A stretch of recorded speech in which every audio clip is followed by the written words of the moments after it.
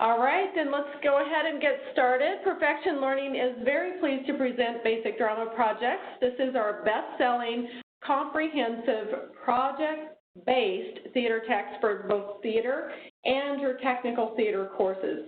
So if you have technical theater, stay tuned. We'll be talking about that as well.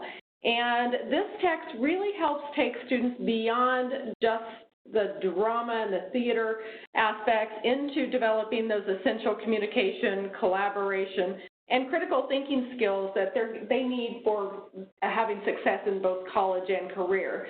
So there's a lot of studies out there on the effectiveness of using theater courses to help students be successful throughout their lives. This text is newly expanded, it has updated content, and it meets 100% of the new National Core Theater Standards.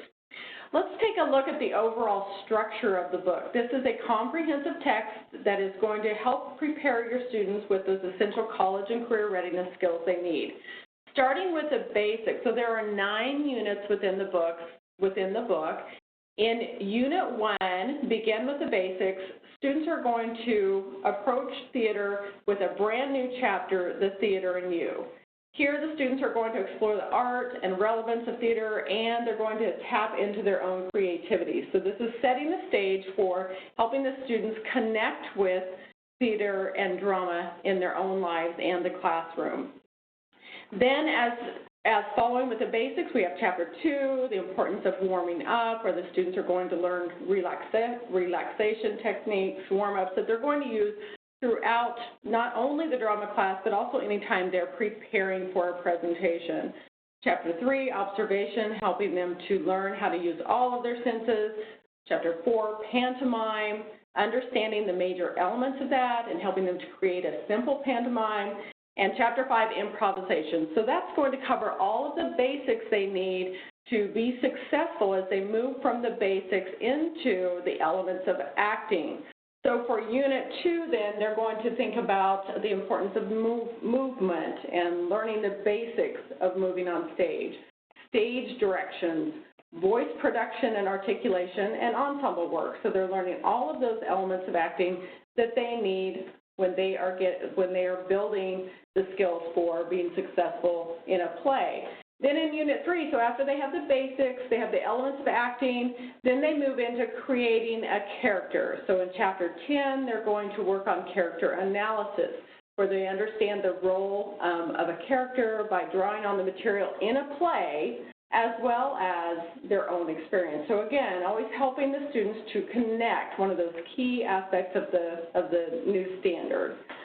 Chapter 11, they're going to focus on character development and how important elements are impacting their character, dramatic roles and comic roles, all within that Unit 3 of creating a character. Then with 4, so now that they have the basics, they have the elements, they have the character, with Unit 4, they're going to move into the play from vision to reality, where they're going to learn about the playwright in Chapter 14, director and producer in Chapter 15, the cast, blocking. Many students don't understand the technical aspects of blocking. There's a whole chapter on that. And then finally with Chapter 18, reviewing a play. With technical theater, Unit 5, you have everything you need to teach a technical theater course. And if you're going deeper and having the students do more, there's lots of extension activities and suggestions for finding that information within this chapter. And we know that there's not a lot out there for technical theater, so this is going to be a wonderful resource for you in approaching instruction in this area.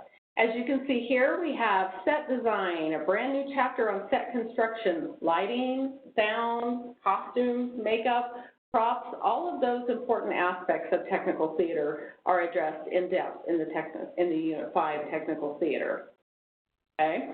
So then Unit 6, we have a study of the theater and its counterparts, where the students are going to look at musical theater, other theater forms such as performance art, multimedia, puppet theater, and poetry slams, film, television, and then we've added a brand new chapter for electronic media to help the students understand the impact of technology and be able to create and perform a scene using that digital technology. So those are the first 6 units. Those are going to be project-based chapters within that. And then we move into Unit 7, which is more of an informational chapter. It's going to help them connect drama and theater history. There are 3 parts in this. Part 1, the dawn of theater. Part 2, the Middle Ages to 1800. And Part 3, 1800 to the present. Within this section, we have updated it as well. We've added timelines with beautiful graphics to help the students visually relate to the era that is being discussed. We've also added a wonderful introduction to that, so again, helping the students connect with history and theater. That's Unit 7. Then Unit 8, we have the studio. Here, the students have access to monologues and scenes to help them study and perform. There are a variety of different monologues and scenes. We have monologues for women, for men, 1 man and 1 woman, 2 men, a lot of different variety of performances there for them to work through and apply those theatrical skills that they're learning in the first 7 units. Okay, then you have Unit 9, Student Handbook, and this is a student handbook for performance and production. It is going to take students beyond what they learned in the chapters. You see there are 9 different parts there, ranging from acting to directing, and then the technical theater features such as costumes, lighting, makeup, props, set, sound, and then finally the business of theater, where they're going to take a deeper look at the careers that are available within the realm of theater. A lot of great information in there. So now that you have a good working knowledge of the overall structure of the book, let's dive into the structure of a chapter. Remember, this is in the first 7 units of the book, all of those chapters we just looked at, starting with the first chapter, The Theater and You. This is a brand new chapter, and every chapter is going to start with a clearly defined project. For this project, students are going to create a 1 to 3 minute presentation based on 3 powerful personal memories. The purpose is clearly defined. Students are going to recognize links among creativity, individuality, and performance, and also a list of materials that they will need. So here we have a list of 3 memories that serve as a basis for your presentation, and the Theater and You activity sheet your teacher provides. Now, that is provided in the teacher resource binder, as I give you an example here, where the students can work through an activity to help them develop their ideas for that particular project. And there's lots of support, but I want you to see the support you have available in the teacher's resource binder as we go through the chapter. Then finally, when looking at the project specs, the students have a clear idea of what theater terms they're going to need to be able to understand to be successful in this chapter. For example, collaborate, creativity, empathy, etc., because we're going to see some of those terms as we work through the structure of this chapter. So after the project is introduced, it is always going to begin with an on-your-feet activity that introduces the students to the chapter skills and concepts. So let's take a look at what this looks like. In this example of On Your Feet, the teacher is going to start a rhythm, and it's going to be accompanied by clapping, knocking, and stomping. And then the whole group is going to pick up that rhythm and keep it going. Then the teacher will point to someone to take a turn creating a brand new beat, and then the whole group is going to pick that up. When the beat becomes established, the second person points at someone else, and so on. So they're passing the beat off. And they need to be ready to change that beat when their turn comes. So the students have to think about how they're going to work with their classmates. They collaborate, and there we see that academic term, collaborate with your classmates, so they understand what that means. To work as an ensemble by listening, concentrating fully, and moving smoothly from one rhythm to the next. And this is a good example of how the activities begin each chapter, something that's going to get them on their feet, working together, and working on something that is going to be helpful for the project. Within that chapter, we see consistent project process. So it's a step-by-step approach, and it's consistent in every chapter. It starts with the preview section, where key information is introduced to the students. That this is information they need in order to do the project. then specific suggestions for preparing that project, presenting the project, and finally critiquing that project. So you have everything that the national standards are asking for right there being practiced over and over within that chapter. Let's take a look at what that looks like within the chapter. If you have your book handy, either your annotated teacher's edition, which has the student pages wrapped within it, that's ideal because we'll be talking about some of the features you'll find in that wrap area of the annotated teacher's edition. But if you'll turn to page 5, you can see what I'm talking about. Here's an example of the content that you would find in a preview section. It's going to introduce that essential information for understanding those key theatrical concepts related to the project. Also, within that teacher wrap, I want to point out that there's an indication of what resources are available. So let's take a look at that. I'm going to blow that up there so you can see it better. In the resource binder, we see a student contract, letter to parents or caregivers. Here we see an actual example of one of those helpful sheets dealing with stage fright. And you can see that there are concrete suggestions to help the students deal with stage fright. Be prepared. Use good posture, breathe, use relaxation techniques, give yourself time. All of those things they need to be successful, and this is introducing the book, so you can see it's setting the stage for success throughout the course. Here are some other examples of the Theater and You activity sheet, helping them to brainstorm memories for the project that they are tasked with doing. Critique sheet, as you can see, it's very straightforward. Easy for the students to complete. Was the presentation well planned? And then you have your rubric there, everything from needs much improvement to outstanding.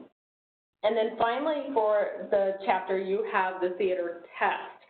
This, as you can see, is true, false, multiple choice, short answer, and all of the assessments that you find in the resource binder are also available in the Exam View assessment CD so that you can customize those assessments as needed. So that's just some of the things that you're going to see in the teacher wrap as we look at the structure of this chapter. Also in preview, here's some examples of things that you're going to see. I want to point out some of those key features that are really going to help students connect with the instruction. For example, the images within the book are very relevant, and you see here in the teacher support a visual cue where students, it's asking you to help the students connect with that image, have them think about the title Fugard's play as they study the photo on the page, and then gives even some discussion questions to help extend the engagement within this chapter for the visuals that are offered. Also within the chapters, you see the project support, the language of theater. This is a brand new feature. So if you're familiar with basic drama projects, this is something that you're going to love as a brand new feature. The language of theater provides 4 on-the-spot leveled activities to help ELL students and all students build the confidence and creativity they need while demonstrating a working knowledge of the language of theater. So these are scaffolded. The first one is going to be very simple for the students. It's going to build their confidence. Use single words or short phrases to express ideas and feelings, as we see in this example, relating to the memory, because we're still talking about that. The second activity, use complete sentences to express ideas and feelings about the chosen memory. The third one, practice a presentation. And then finally, having an extended discussion. So you have some nice activities to help them as they're working on that project, especially if they have a language barrier for the ELL student. Another feature you'll see within the chapter is the career focus. This is going to help them make the connection that there are many opportunities in careers for demonstrating the skills that they're going to acquire in the theater class, and they can see how this is enhanced. So this is relevant. It's been expanded to help the students connect to the bigger picture of community and career. Let's take a look at a little bit more with this specific chapter on Prepare. Here we see an example of those tips and guidelines that you see. Mind your memories, The students are going to use words, gestures, facial expressions to create a presentation of 3 memories. They're going to it tells them step by step. First, take several minutes to write down some memories. Be creative. Don't censor yourself. So it's giving them some concrete ways to prepare for that presentation. Then if you look in the teacher wrap area of that particular page, you're going to see that there's an extension there helping the students think about sensory images, because they're not likely to select emotional memories that are highly charged. So you may have to prompt them to think about things like the sight, hearing, smell, taste, touch, to help them create more vivid moments when they actually do their presentation. Then when it's time to present, they have project-specific presentation tips and suggestions that help students overcome challenges for presenting in front of a group. Here we see some very concrete suggestions. Take your notes if you like, give yourself a moment to breathe and center yourself, stand up straight with your feet planted slightly apart. So it's nice to have that information right there for the students so they know everyone is reading this, everyone's feeling this, and so it's okay, and this is what you need to do to be successful and relax and have a successful presentation. Then finally, every chapter is going to end with a critique section where the students learn very specific ways to offer and receive constructive criticism. Here we see some questions, some suggestions for questions that the students can ask about the presentation in order to get a constructive evaluation of that. And there's also some help with some quotes in the teacher wrap. For example, Edgar Allan Poe once put it, "In criticism, I will be bold, and as certainly, absolutely just, with friend and foe. From this purpose, nothing shall deter me." So helping students understand how important it is to be honest and make sure you're delivering that criticism truly, honestly, but not in a way that is going to harm anyone. So then at the end of each chapter, you see page 13, we have additional projects. If you're familiar with basic drama projects, this looks familiar, except now you will see that there are far more projects, and the projects have been updated with the expectations of the standards. So these are additional higher order thinking opportunities for students to work through drama, writing, research projects throughout. You'll also find things like substitute teacher activities where you have suggestions, and some of those suggestions will involve worksheets or reproducibles that you find in the teacher resource binder, just like you see here in this example with the Theater Elements worksheet. Another feature you see within chapters, if you want to turn to page 40, this is the Cultural Heritage feature. Students are going to explore global cultural heritage and the multicultural heritage of the American experience. So here we see an example of the Japanese kabuki theater for the students to connect with. Also, many of the chapters have a feature called Theater Then and Now. If you want to turn to page 49, you can see an example of that. This is where students are going to explore how theater history integrates with modern theater as it relates to the chapter content. And we'll look at another one. We look at the set construction. I'm going to take you a little deeper into that one. I want to take a look at the Theater Then and Now because it really is relevant for today's students. Then at the end of the unit, so we've looked at the chapter structure, we've looked at some of the features that you're going to find within those chapters. At the end of the unit, you're going to see a project unit review. And here we see the same structure that we saw in the chapters. You're going to have questions for the previous section that help students examine key concepts that were previewed in Unit 1. Then Prepare is going to assess whether the students understood the preparation process for the projects in the unit. Present helps students analyze the experience of presenting their work to the class. And then the critique section is going to help them evaluate how they go about critiquing not only their own work, but also the work of others. So it's going to bring all of that work that they've done in the chapters into a nice unit review with opportunities for extensions that you see there at the bottom of that page. Let's take a little closer look at the Unit 5 Technical Theater, because I want to make sure that you understand the structure of this and the brand new chapter that we've added, Set Construction. This was developed with Dana Taylor. He was an award-winning technical theater educator who worked closely with the authors in making sure that everything represented within this, with the new chapter, is what teachers and students are going to benefit from. So let's look at Chapter 20, Set Construction. And this project, the students are going to create a 5 to 7 minute technology-based instructional guide focusing on an aspect of set construction. They're going to understand the basics of set design, construction, and safety. So we all know that that's very important when you're talking about technical theater and emphasizing the safety aspects of what they're doing when they're working backstage or in the scene shop. And what they'll need is to be able to have a PowerPoint or a video presentation that's going to illustrate that set construction activity or set construction. There's an activity sheet that also helps with that, and then you have your theater terms. Okay? On your feet for this, let's look at this example. The students are going to actually interact with their environment, look around the classroom, what would it take to recreate this room as a set stage, what materials would they need, what types of tasks might be involved, and then work together with a partner to create a list of the possible tasks and the kinds of materials they might need to build each of them. So connecting what they're going to be doing with the real life experience. They're not going to remodel their classroom, but they're thinking about what would they need to do to turn this environment into that type of set.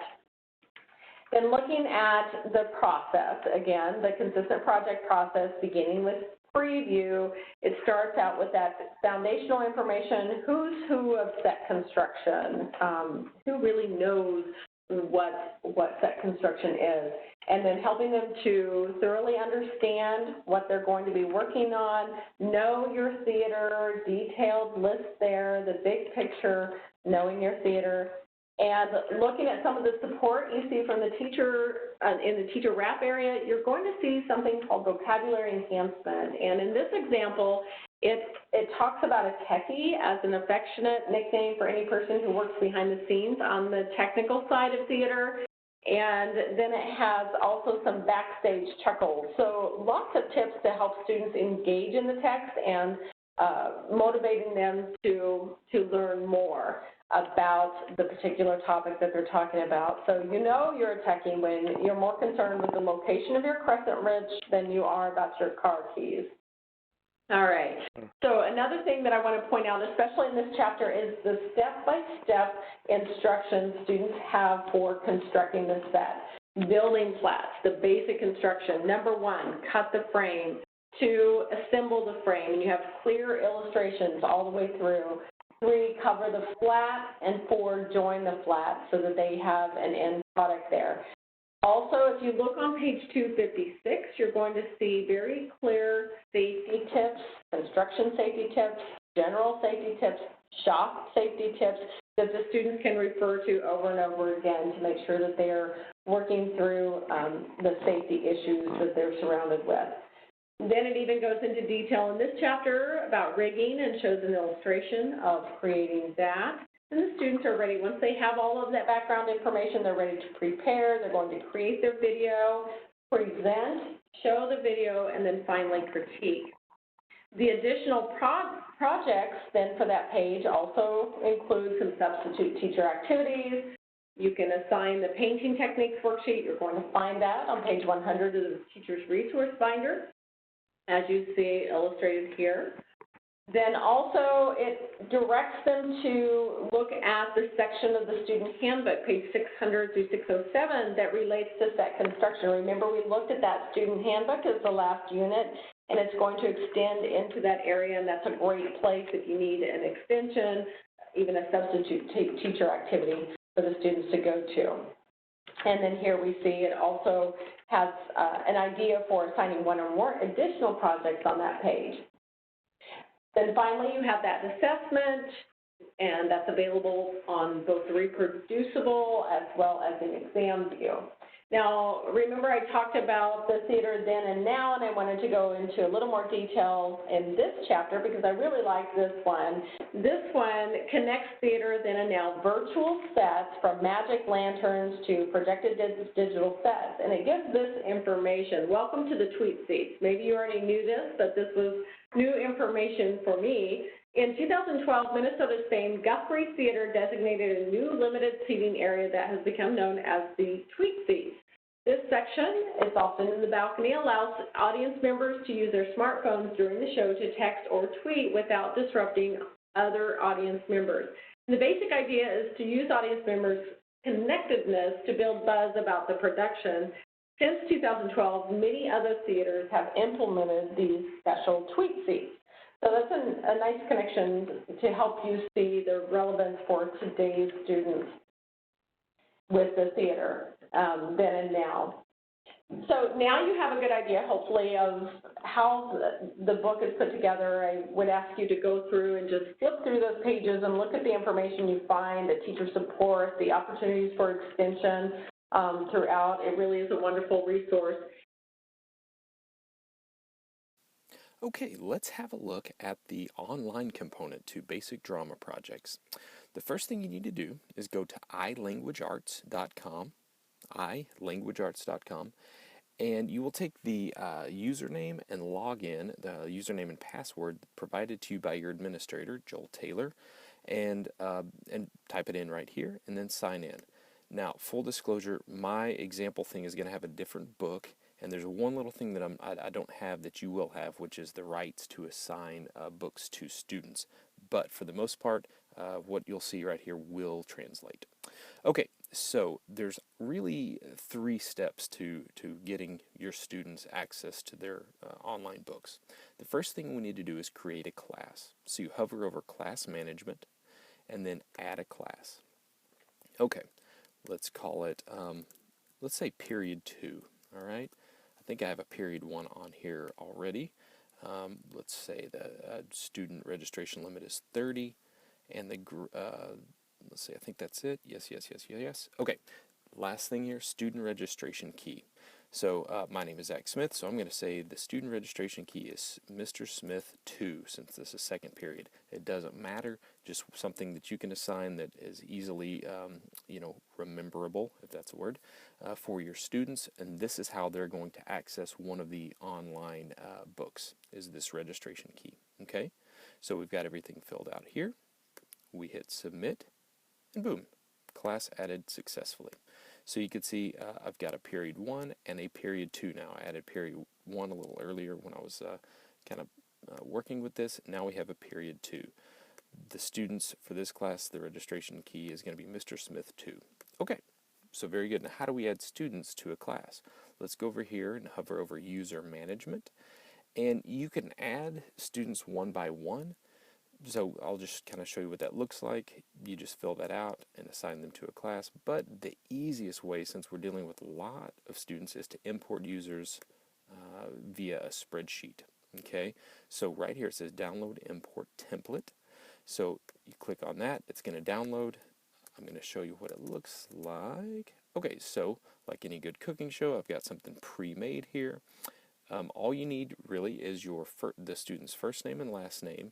You assign an email, by the way, and then you assign them a username and a password. So they can change their password once they log in, but it's good to start out with a generic password. So this is Period 2 here. I'm going to save this, and let's pretend we've got all 30 to 40 sometimes, right?